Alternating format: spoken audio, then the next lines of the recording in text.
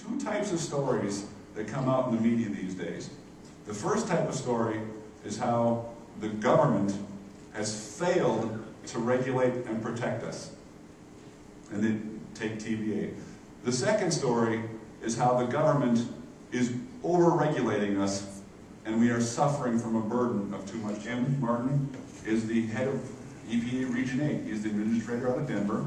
EPA Region 8 is responsible for Colorado, Montana, North Dakota, South Dakota, Utah, Wyoming, and 27 tribal nations.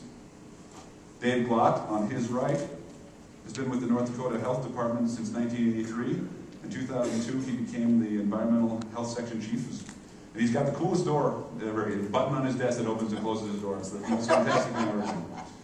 Heidi Heitkamp served as North Dakota's Attorney General from 1993 until 2001. Since 2003, Heidi has been Director for Basin Electric subsidiary Dakota Gas. I think the first point that I want to make, which won't come as any surprise to anyone here, is that environmental regulation is not an appropriate vehicle for a government exercise of establishing a national interest. I think Senator Dorgan probably got to the nub of the issue last night when he said that the worst possible result would be for my agency to be making some of these decisions.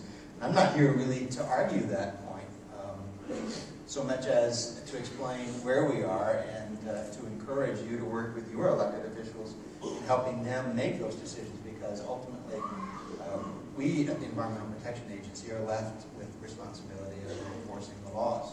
What I'd like to talk a little bit is about the state perspective and where we're at, and at least in North Dakota, and some of the philosophy that we have as we move forward with regulation. And a lot of what Heidi and Jim say is true. You know, it is really tough, and we are put in a tough position. At the state level, we're in a position of kind of being caught in the middle, where we're dealing with industry, looking at what we can do to get a cleaner environment, but then also dealing with EPA, trying to get some rational approach forward with the regulations that we have. I truly believe that with our organization is that we strive for the cleanest environment we can get, based on the best science and the law. There has to be a common sense approach as we move forward. We need to take a look at how the law is applied, and that one size does not fit all. What's good for New Jersey may not be good for North Dakota, or may not even apply in North Dakota. And so we need to take a hard look at the differences.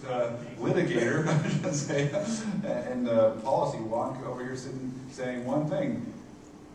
We don't have the solution we really need right now. We don't have a solution coming out of Congress that is a comprehensive energy policy. Well, I don't think it's a hopeless cause. I do think there's a lot of good things out there. I do believe that EPA brings to the table a lot of good expertise.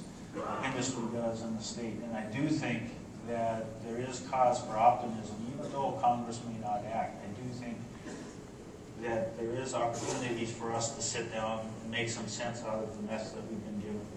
And at the end of the day, the environment will be protected, the economy will move forward. But it's going to take, and I'd like to turn to Heidi, use a lot of transparency. Everybody's going to have a say. Excellent closing comment. With that, I'd like you all to thank our panel.